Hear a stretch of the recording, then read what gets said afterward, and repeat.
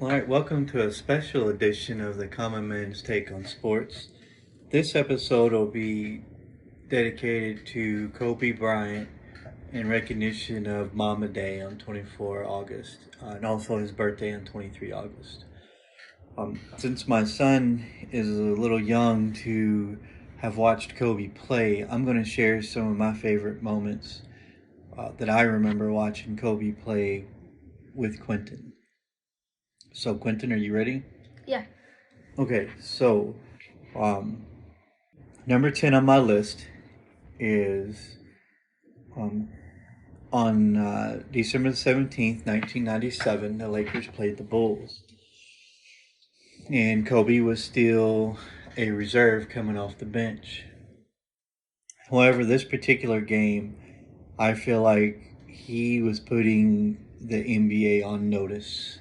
You know, Michael Jordan and Scottie Pippen were still winning their championships. They would go on to win their third championship in a row that year, or I'm sorry, second championship in a row that year with Dennis Rodman. But this particular game on December 17th, Kobe and Michael kind of went at each other. And just for reference, Michael had 36 points in that game, right? But what was interesting to me is Kobe came off the bench to play against Michael. And so Kobe scored 33 points. He was 3 of 5 from the 3-point line, good for 60%, and 12 of 20 from the field goal, good for 60%. And for me, the memory of that game, that was him the game was starting to slow down for him. He was starting to get a few more minutes, even though he was a reserve, still playing behind Eddie Jones. That was Kobe's kind of coming out party against Mike. And that was Kobe putting the rest of the NBA on notice, going, hey, I'm on my way. Uh, I'm coming into my own now. I'm going to be a problem going forward. So for me, that was the first game that when he first came in the league. I'll be honest with you, I wasn't a fan of his. I thought there was a lot of hype around a high school kid, and I didn't think he'd live up to it. And so that's the first game that he proved that the hype was correct. He had the work ethic and the drive to get better and better at his craft. So for me, that game was the game that kind of stuck in my mind that says, oh, okay, this dude is good, and he has the he's shown a little bit of what they were talking about for him coming out of high school and what he could be. So that's my number 10. My number 9 is Kobe versus Allen Iverson. Those were some great battles back in the early 2000s, but my most memorable one was in the finals. In that finals series, when Kobe and Allen Iverson kind of go at each other, you can find the video on YouTube for the replay. It's all over the place. You'll see it. But Allen Iverson looks at Kobe and says, "You can't guard me." And Kobe turns around and says, "You want to bet?" And so Kobe took that personally in that series. He took that series personally because when you go back and you listen to an interview he did several years afterwards, when they were both drafted in the 96 draft, and so Allen Iverson was drafted top pick over Kobe. Kobe was drafted 13th in that draft. And so Kobe took that personally for a long time, that he thought he was better than Allen Iverson and he wanted to prove it. What were you going to say?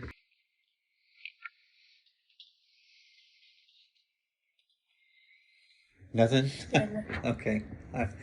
Uh, if you go back and watch any highlight of Kobe and Allen Iverson going at each other, it's amazing. Like those games where Allen Iverson was obviously a very great player and a great scorer in his own right, and a decent defender too. If I'm not mistaken, if you go back and look at his stats, I'm pretty sure Allen Iverson led the league in steals once or twice. Yeah, I think But my number 9 is that playoff game when Kobe and Allen Iverson were kind of going at each other and talking a little trash at each other, and it made for a good series, at least between those two. Shaq was dominating that series down in the post because they didn't have anybody who could stop him.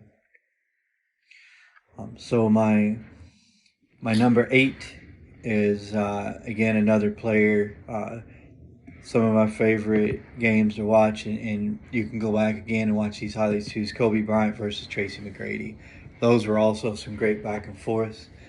Um, Again, in an interview, Kobe was talking. Actually, I read his book, um, The Mamba Mentality by Kobe Bryant. So even in his book, he talked about how hard it was to guard Tracy McGrady because he admitted that Tracy McGrady could do anything that Kobe himself could do, but the difference was Tracy McGrady had the height. He was like 6'9", 6'10", but with all the athleticism that Kobe Bryant had. And Kobe said it was just a very hard for him to guard Tracy McGrady just because of that, because McGrady could do whatever he could do with that height. So it made it very difficult on Kobe. And you could, I have those highlights are again, if you go back, you can look them up on YouTube or anywhere, and those are some pretty epic battles between Kobe and Tracy McGrady. Two very prolific scorers and good defenders. My number 7 was something that I shared with you earlier today. Kobe writing that short story and making it into a short uh, movie. And so he won, it was called Dear Basketball, and so he won an Oscar for that. So that's actually something that I don't think any other NBA player's ever done. But that was pretty cool. And for me, when he wrote that, I think that Kobe was kind of he was always known as a closed off guy. Like he was just business all the time. Always working on his craft. A hard worker. He really didn't show a lot of emotion. When he wrote that Dear Basketball, and you watch that, to me that was him pouring his heart out to his fans. That was pretty awesome to watch, and I could see why he won an Oscar for it. It was a really great short story about himself uh, and his beginning love for basketball, and then when he learned that it was time to say goodbye at the end of his career, like that. That was the first time that I would see him just pour his heart out like that into something, and that was pretty cool for him to do and to watch. And I thought it was pretty cool that he won an Oscar for that. What did you think about it when you watched it? How did you like it? Well, I really like that. I also think he poured his heart out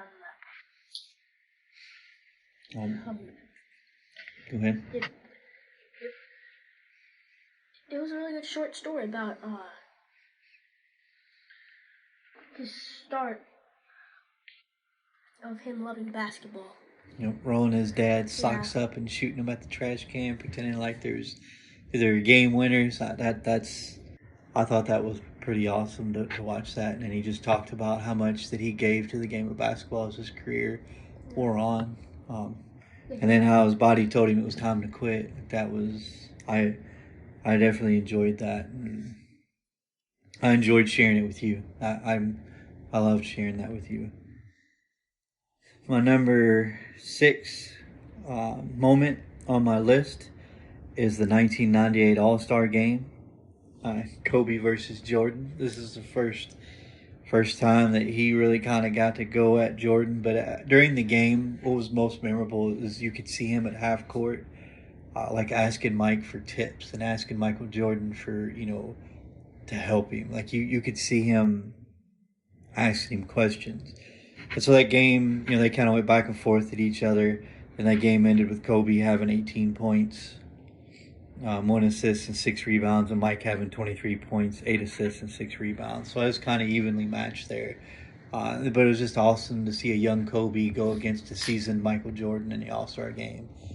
And then to see him, when there was a timeout or a foul and they were standing on the free throw line, like talking to him, like, digging in his brain, getting information, trying to get better. A young player trying to get some lessons from a vet. Not just any vet either.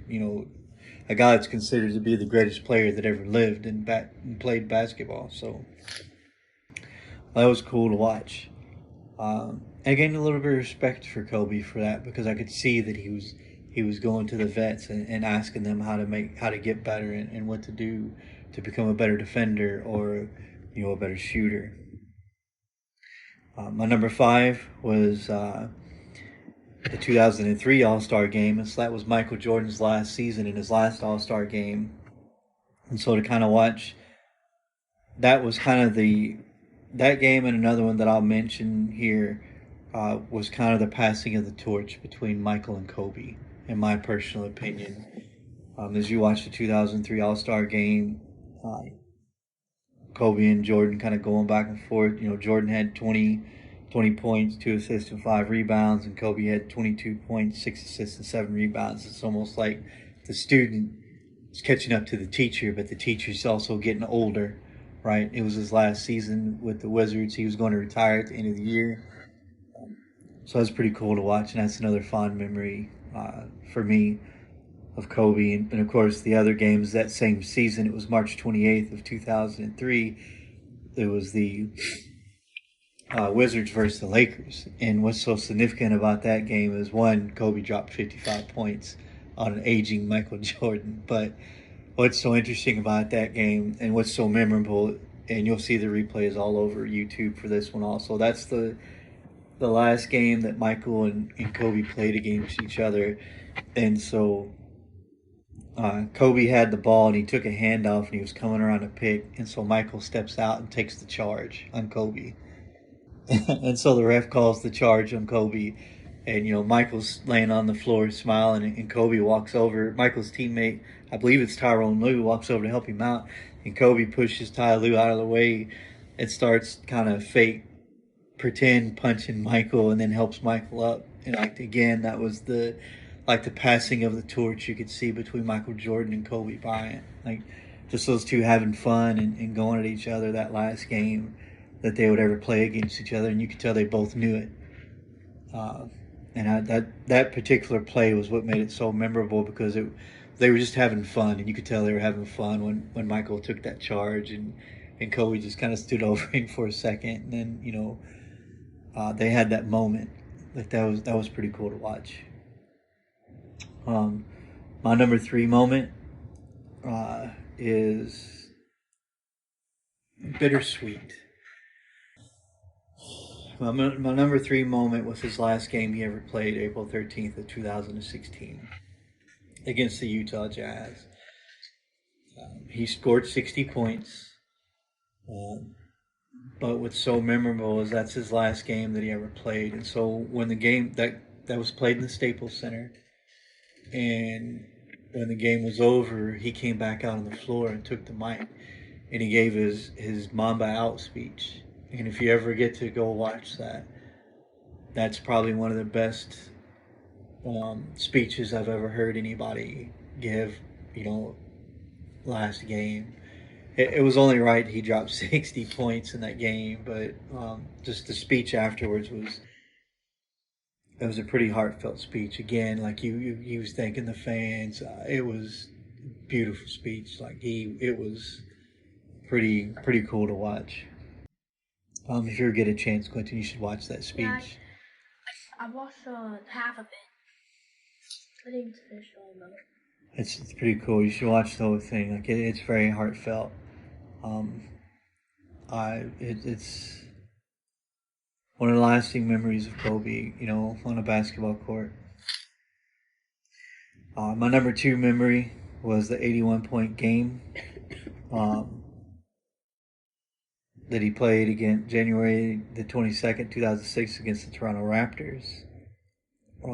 This was probably... so I watched the Michael Jordan 69-point game against the Boston Celtics in '86 playoffs. That was pretty impressive. They couldn't stop Mike that game. I watched the David Robinson 71-point game against the Clippers. That was pretty impressive. But I've never seen a performance quite like the one that he put on in that Toronto Raptors game, that 81-point performance. He was 28 from 46 from the floor, which was good for 60% field goal percentage. He was 18 of 20 from the free throw line, which was good for 90%. and he was 7 of 13 from the 3-point line, which was good for 53% from the 3-point line. Like, that's one of the most efficient. I don't think you could be much more efficient than that, scoring 81 points in a game. Like, that game was, again, if you ever get to see that game in its entirety on YouTube, just to watch him, it was his masterpiece. That was his masterpiece. I don't think I've ever seen a performance quite like that before or after. Even Devin Booker a couple of years ago when he dropped 70 points in a game, it still wasn't the same. Like that game that Kobe dropped 81 was. He was hitting ridiculous shots. Everybody on that team took a turn guarding him, and they just could not stop him. They could not. Nobody could guard him.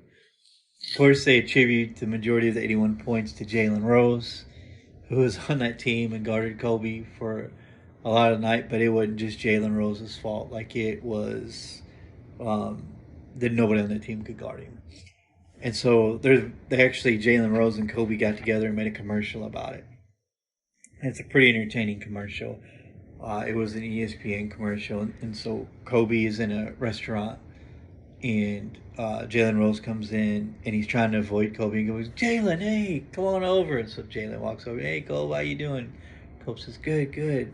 So the waiter comes up and he goes, "What do you have, sir?" And Kobe goes, "A martini." And he goes, "How many olives?" And Kobe thinks for a minute, and he goes, 81.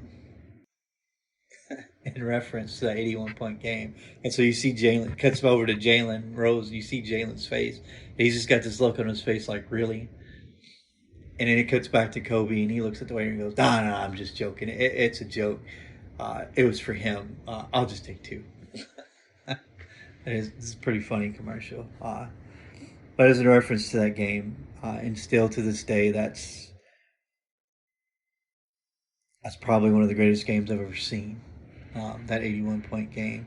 And that's the closest anybody's ever came to replicating Wilt Chamberlain's 100-point game, is Kobe Bryant with those 81 points. My last and number one moment is Andrew. It's my number one moment because Kobe accomplished 2 things that year. In the 07-08 season, he carried his team to the championship, and they lost to the Celtics in 6 games. And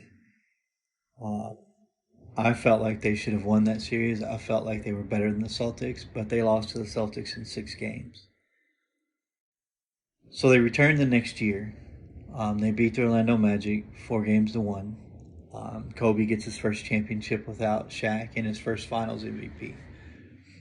So now comes my most memorable game, and it's June 17, 2010, Game 7 of the NBA Finals. Kobe Bryant not only wins his second championship without Shaq, his 5th overall, but he got what he wanted. He got his revenge on the Boston Celtics because he beat them in that series, in that finals for that championship. And in that game, even though it wasn't his greatest shooting game, he contributed greatly in that game with 23 points and 15 rebounds, and 11 of 15 from the free throw line.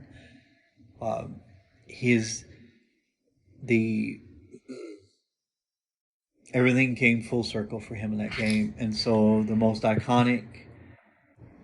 iconic moments in his history came in that game, because that's the game where he jumps up on the announcer's table with the Lakers finals champions hat on, with the basketball in one hand with his arms out like this, and you'll see that picture a lot of places. That is that game. Yeah, I got to watch That's that game, the Game 7 of the Celtics game. Yeah, I watched that. And that's probably my number one memory of Kobe, the last championship he won in 2010 when he beat the Boston Celtics in that Game 7. That whole series, um, was a whole team effort, but you could tell that Kobe was the leader. You could tell that he had evolved, not just in his game, but in himself as a leader. He'd evolved. Um, he taught Paul Gasol how to win. Lamar Odom, Andrew Bynum. Like you could tell that he'd evolved as a leader. He learned how to raise the level of his teammates' play. You know how to get them to play better and how to get them to play, better than they were. And even in Pau Gasol's uh, Hall of Fame speech this year, like he thanked Kobe. Yeah, he thanked Kobe for teaching him how to win. And so that story he said about Kobe meeting him in his room that the first night that he got to LA is not the first time I heard that story. And so that was pretty cool that Kobe took him in like that. He didn't have to come to his room at 1 a.m. Powell's right. He could have just talked to him the next day, but no. Kobe wanted to go see him then, welcome him to the team, and tell him, hey, we're here to win championships. Let's do it. And Powell was all in. And I think that you could tell a difference between the 07, 08 Pau Gasol that played with Kobe and the 08, 09 and 09, 2010 Pau Gasol that played with Kobe. I think Kobe made him tough. He taught him how to make the tough play. I think that a lot of people didn't understand how close Kobe and Pau were when they played together. But that's my number one moment of all time is my memory of them winning the 2010 NBA Finals in Game 7. In my personal opinion, all these announcers who don't list Kobe in the GOAT conversation or mention him, in my personal opinion, Kobe Bryant and Michael Jordan are 1 and 2 interchangeable. Like you have a case for Michael being the number one greatest player of all time and Kobe number 2, but you can also make a case for Kobe being the GOAT, the number one player of all time, and Michael Jordan being number 2. But to be honest, no matter how you list them, my personal opinion, they're number 1 and number 2. Michael Jordan and Kobe Bryant are 2 of the greatest players I've ever seen play the game. And I'm sure somebody else down the road will come around. I think LeBron's a great player, probably be top 5 at the end of his career. He's definitely top 10 now. But I just don't think that he's reached the Kobe Bryant, Michael Jordan level. Those two are on another level from everybody else. Kobe didn't get as much love from the sports announcers as he should have. And I think it's because he wasn't as friendly with the media as they wanted him to be. I think that they hold some hard feelings towards Kobe. And I think that's just foolish because if you look at his body of work from beginning to end, Kobe is absolutely one of the top 5 greatest players of all time. There's no argument against it. He owned the league for once Michael officially retired the first time. Kobe owned it the rest of the way. Even when Michael came back for his second go with the Wizards, Kobe owned the NBA then. Like it was his. Yes, Shaq was his running mate, and Shaq facilitated that a little bit, but Kobe grew into his own, especially when he changed from number 8 to number 24. You could tell that he had changed as a person and as a player, and he just continued to get better with his craft as his time went along.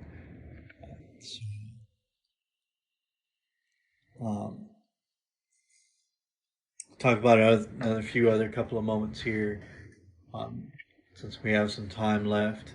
I know that the USA team was struggling. They lost a couple of years in a row. and then Kobe joined the team that next year, and as long as Kobe Bryant was on that USA Olympic team, they never lost another. They never got anything less than a gold medal the rest of the years. Um, that's how much winning meant to Kobe. So uh, I've shared with you some of the most memorable moments that I have of Kobe. There's so many memorable moments of Kobe. You can go, man. You could spend days, weeks, months on YouTube watching just highlights of Kobe Bryant over and over again because he had so many. Um, he definitely was up there with Mike. He's one of the greatest players to ever play the game. So, what do you think was the moments that I've shared with you? What do you think about them? I think about the moments. They are memorable moments for a reason. I think it'd be a good list of moments. I think those moments were, all-star moments from Kobe Bryant's 20-year career from 1996 to 2016. Mm-hmm. You gonna go back and watch any of those moments I mentioned on the video of them? I think you should. You'll never see another player like Kobe Bryant. He was one of a kind. I know they call Michael Jordan the GOAT, but the Black Mamba was, they used to say, you talk to Allen Iverson, Vince Carter, all those other players that played during Kobe's time, and so you listen to those players talk, and you're like, man, you don't mess with Kobe because if you shake the tree, the Mamba falls out. I mean, if you talk trash to him, he was going to be really focused and embarrass you simply for the fact that you were talking trash to him. That's how competitive he was throughout his career, and he was definitely very, very competitive, and he played against a lot of great players, um, just like Michael. The Kobe. Well, Michael Jordan's era, there wasn't a lot of great shooting guards. The only other shooting guard that I can think of that I would even mention in the same sentence as Michael Jordan in his era would be Clyde Drexler. Other than that, I can't think of any other shooting guards that would even touch, Mike. When Kobe played, he played against the Vince Carters, the Tracy McGrady's, Allen Iversons, and he checked these guys every night, right? He didn't just play against them; he guarded them one on one. So he played some pretty stiff competition in his time. A lot of great players. Vince Carter had a long, long career. Tracy McGrady's career was cut short by injuries, but man, when he was healthy, Tracy McGrady was a monster. And Kobe had to play against these guys. So I'm glad I got to share this with you. I hope you get to go back and watch some of these games that I mentioned and others. I Kobe was one of a kind. A lot of people say he copied Mike. He copied a lot of people's moves just because he wanted to perfect his craft. But although he did copy some of Michael Jordan's moves and his abilities, Kobe Bryant was one of a kind. The Black Mamba was different, and you could tell when you watched him play. You got anything that you want to add for Black Mamba Day, or?